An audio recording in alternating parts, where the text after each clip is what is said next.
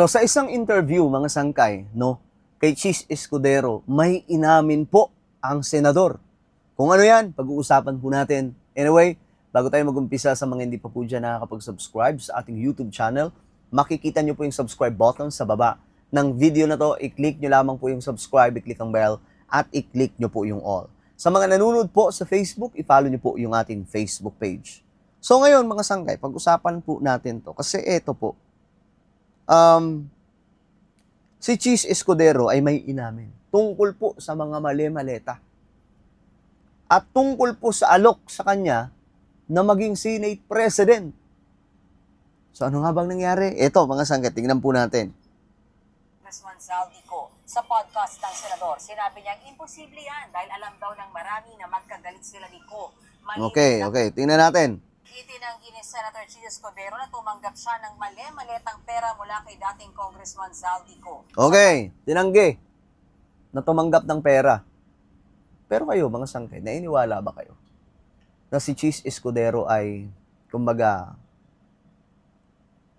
hindi korap at hindi tumanggap ng mali-maletang pera? Ako, mga sangkay, kasi pagdating po doon sa statement nito, mga dating mga sundalo na naghatid daw ng mga mali-maleta, ako naniniwala ako na totoong may mga mali-maleta.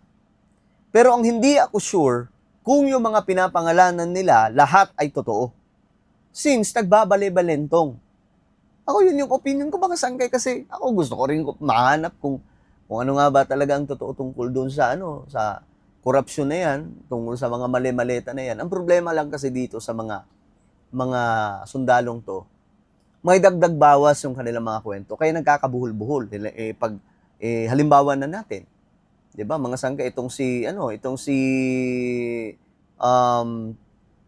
Cheese Escudero, 'di ba? Bigla pong nasama nung nasa kabila na. Pero nung una, nung kakampi, nung nakailakay Tano, hindi po siya kasali.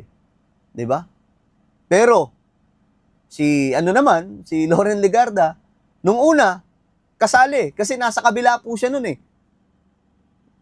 Tapos nung kumampi kay Cayetano, biglang mga sangkay, tinanggal yung pangalan. Anong nangyari? So medyo madami pa po kwento tungkol diyan, mga sangkay, na nagkakaroon po ng error yung kanilang mga kwento. Kaya ewan ko, mga sangkay, kung maniniwala pa rin kayo sa kanila. Ako, naniniwala naman ako na may mga hinatid na maleta. Kaya nga lang, ang hirap ng maniwala kung sinong hinatiran dahil nga po sa kanilang mga kwento. No?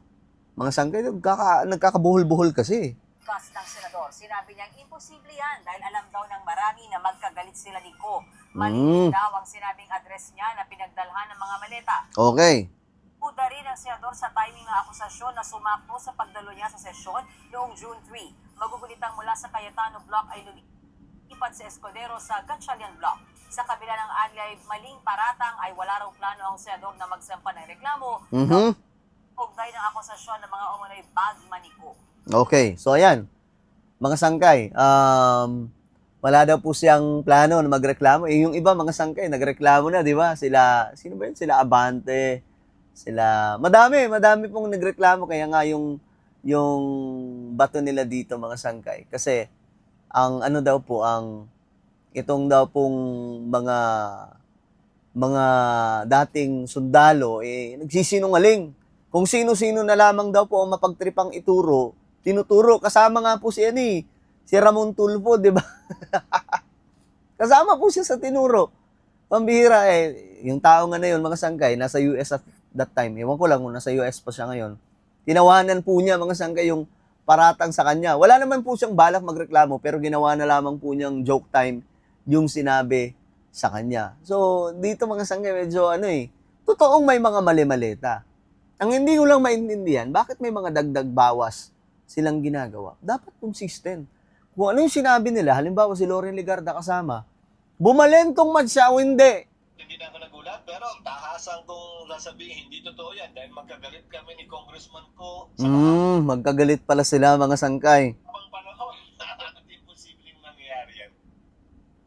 Okay, so magkagalit daw po sila ni Ko sa mahabang panahon. Ito po ay ayon kay Cheese Escudero, mga sangkay. Pero, Ewan ko lang, kayo ba ay naniniwala sa kanyang pasabog? Isa po sa kanyang sinabi pa mga sangkay, revelasyon, ayon po dito, isiniwalat ni, eto po mga sangkay, pakita lamang po natin, no? Ayon po dito, Cheese, tinanggihan daw po mga sangkay yung alok sa kanya na maging Senate President. Ewan ko, kasi, di ba, at nung una mga sangkay, nagkanda gulo-gulo sila dyan sa Senado mga sangkay dahil din po dyan sa kudita ng leadership ng pagiging Senate President. Pero mukhang at that time, ibabalik na naman daw po sa kanya yung liderato. Pero ayon nga po sa kanya mga sangkay dito, no, na tinanggihan daw po niya ang alok na maging Senate President. So ang tanong dito, sino ba yung nag-alok sa kanya? No? Eto, tingnan natin. Isiniwalat ni Cheese Escudero na tinanggihan niya ang alok na maging Senate President pro tempore. Okay. Okay. So ngayon ito mga sangkay. Yung ngayon, dapat siya daw po ang magiging Senate President pro tempore. Pero nirekomenda niya si dating Senate President Tito Soto para sa posisyon. Aniya, isang miyembro ng majority bloc ni Senate President Win Gatchalian ang lumapit sa kanya. Pero ani ni Escudero, wala siyang interes sa naturang posisyon. Sabi ni Cheese, hindi ako interesado. Hindi ko kailangan kung sinong may gusto. Ibigay na lang sa kanya. At iminungkahi ko nga sa dating Senate President Soto, pahayag ni Escudero. Kumbaga, mga sangkay, yun na yung balintungan eh. Kumbaga, dumito ka sa amin. Ito yung ibibigay naming posisyon. Pero bago po siya bumalentong, ayon po sa kanya, tinanggihan na po niya. Ayoko niyan. Ibigay niyo na lang sa iba. Pero mga sangkay, kalaunan, tumambling din po siya. Kumbaga, tumambling siya nang walang kahit na anong posisyon siyang tatanggapin. Parang ganun. Parang ganun yung kanyang explanation. So sabi po niya dito, sa tinagal-tagal niya, o si Soto, sa tinagal-tagal daw po ni Soto sa Senado, siya na talaga, o siya na yata ang pinakamatagal sa Senado ngayon eh. Hindi pa siya nagiging Senate President pro tempore. Okay, para sa akin, gusto niya. Hindi ko naman gusto, hindi namin kailangan pagtalunan o pag-agawan. Maluwag sa dibdib kong ibinigay sa kanya. Dahil hindi ko naman kailangan, hinihiling o hinahangad yun. Parang ang dating mga sangkay, ang bait ko dito.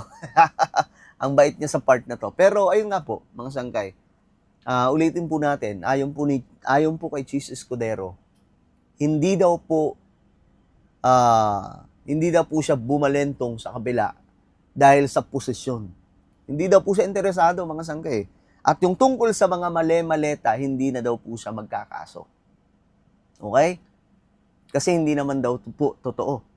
Pero kayo, mga sangkay, naniniwala ba kayo sa kanyang sinasabi na itong si Senator Cheese Escudero malinis pagdating sa mali-maleta? Comment down below, mga sangkay. At ayun nga po, ako na po ay magpapaalam. Huwag niyo pong kalilimutan na i-subscribe yung ating YouTube channel. Mag-iingat pong lahat. God bless everyone.